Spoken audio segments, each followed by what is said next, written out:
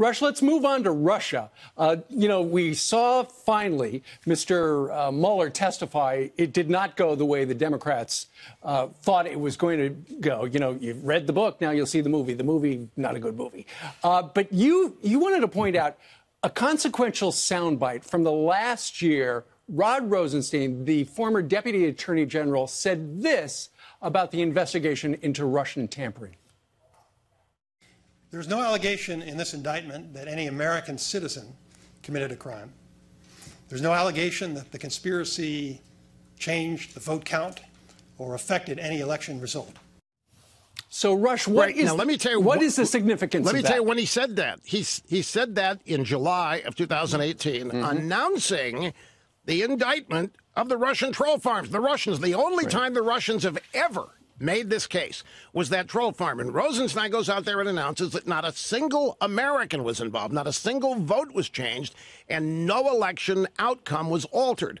Now, the reason this is important is because the Democrats will not let go of this whole collusion and obstruction narrative. There's polling data out there, you guys, and it shows that 42% of the American people believe that the Russians tampered with vote machines, that they actually altered votes. They didn't. There was no collusion any more than there always is. The Russians are always trying to infiltrate America. They have been since I've been alive, you too. And not just the Russians, the Chicans, the North Koreans, the Cubans. We are constantly under this kind of attack. The Democrats want you to think this is something brand new, never happened before, and that Trump worked with Putin to steal the election. And at no time, I mean, even the Senate Intel Committee on Friday, they put out a report. Russian interference was unprecedented. And then if you read long enough in the report, you find out not a single vote was changed and no outcome of any election was affected. So what are we talking about? If nothing happened, then why this big hullabaloo? And nobody talks about this Rosenstein soundbite. This was the Russian indictments that were announced. And they were PR indictments. These guys were never going to be dragged into court to face charges. So this was just a way for the investigators to make it look like they were linking Russia to this, when they, to this day, don't have any evidence that anything of the sort happened. And it never gets mentioned, and I want to thank you guys for allowing me to bring this soundbite here. In fact, there's one other, if you have it, if we have time, because this is crucial, too. If you don't, I won't talk. Yeah, do you have it? We have it. This is from 2016. Well, let it rip, because this is Obama in 2000. This is 2006. October 18th. This is 3 weeks before the election, 2016. Right. Let it rip. There is no serious person out there who would suggest somehow that you could even rig America's elections, in part because they're so decentralized and the numbers of votes involved. There's no evidence that that has happened in the past, or that there are instances in which that will happen this time. Rush. 3 weeks before the election, and it's not possible because we don't have a single presidential race. We have 50 state elections. And so you realize how bogus all of this has been, starting at the central contention that the Russians somehow changed the outcome of our election when they didn't, and when even Obama says it's not possible.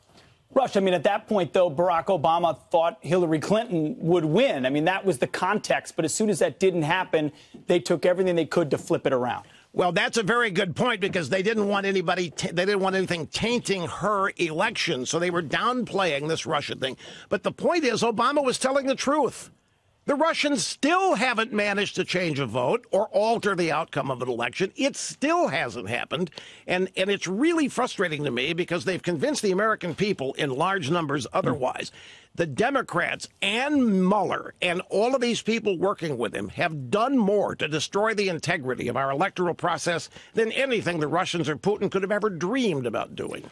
But, Rush, isn't what we hear from the Democrats regarding the president and Russia collusion and obstruction of justice, isn't that primarily just to damage him on the route to 2020? Well, of course they want to impeach him. They want to get him out of office.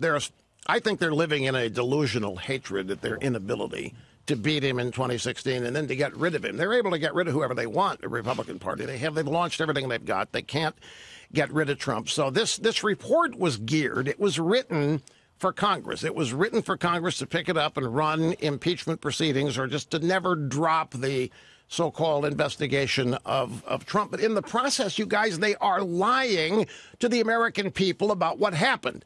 Anytime you try to convince the American people that a presidential election is illegitimate, they did it after 2000. After the Florida recount, they tried to say that George W. Bush's administration is illegitimate because he was the winner by virtue of a Supreme Court rig. I mean, they just can't accept losing elections. In the process, they are destroying the integrity. Now, everybody thinks the Russians are already working on destroying the 2020 election. And there's no evidence for this. And the drive-by media is just as culpable as the Democrats on this. It is a tremendous lie and a great disservice being done to this entire great country by the people on the left conspiring to claim that a bunch of things happened here that didn't, and for which there still isn't a shred of evidence, not one.